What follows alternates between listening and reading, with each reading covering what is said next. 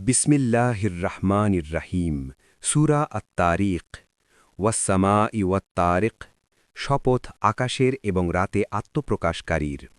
ওয়ামা আদরাকা মাত-তারিক আপনি কি জানেন রাতে আত্মপ্রকাশকারীটি কি আন-নাজমুস সাকিব তা হল উজ্জ্বল এক নক্ষত্র ইন কুল্লু নফসিল লাম্মা আলাইহা হাফিজ প্রত্যেকটি মানুষের ওপর একজন হিফাজতকারী ফেরেশতা রয়েছে ফালিয়ানজুরিল ইনসানু মিম্মা খুলিক অতএব মানুষের দেখা উচিত তাকে কি দিয়ে সৃষ্টি করা হয়েছে খুলিকা মিম্মা ইন দাফিক তাকে সৃষ্টি করা হয়েছে সবেগে নির্গত পানি বীর্য থেকে ইয়াখরুজু মিন বাইনি সুলবি ওয়াত্তারাইব যা নির্গত হয় মেরুদণ্ড ও পুঞ্জরাস্থির মধ্য থেকে শানে নজুল এই সূরাটি মক্কায় নাজিল হয়েছে এর বিশেষ একটি প্রেক্ষাপট হল রসূলুল্লাহ সাল্লাল্লাহু আলাইহি ওয়াসাল্লামের চাচা আবু তালিব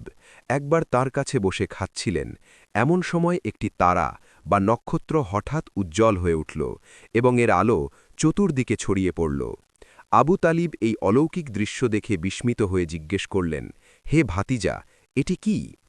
রসূলুল্লাহ সাল্লাল্লাহু আলাইহি ওয়াসাল্লাম উত্তর দিলেন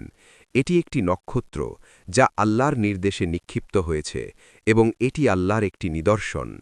এই ঘটনার প্রেক্ষিতে এবং কাফেরদের পরকাল অস্বীকারের জবাব দিতে আল্লাহ তাআলা এই সূরাটি নাজিল করেন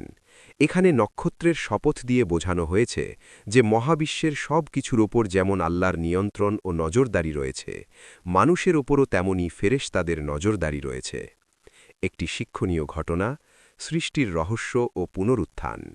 একবার মক্কার এক কাফের নেতা রাসূলুল্লাহ সাল্লাল্লাহু আলাইহি ওয়াসাল্লামের কাছে একটি জীর্ণ ও পচা হাড় নিয়ে এসে তা হাত দিয়ে গুঁড়ো করে ফেলল তারপর বিদ্রূপ করে বলল মুহাম্মদ তুমি কি মনে করো তোমার রব এই পচা হাড়গুলোকে আবার জীবিত করবেন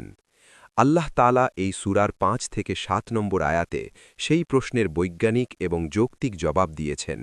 আল্লাহ বলছেন মানুষ যদি তার নিজের উৎপত্তির দিকে তাকায় যা সামান্য এক বিন্দু পানি থেকে তৈরি তবে সে বুঝতে পারবে যে যিনি অস্তিত্বহীন থেকে তাকে প্রথমবার সৃষ্টি করেছেন তিনি পচে যাওয়া হাড় থেকে দ্বিতীয়বার তাকে জীবিত করতে আরও বেশি সক্ষম শিক্ষা এই আয়াতগুলো আমাদের বিনয়ী হতে শেখায় আমরা যেখান থেকে সৃষ্টি হয়েছি সেই উৎস নিয়ে ভাবলে অহংকার করার কোনো সুযোগ থাকে না পাশাপাশি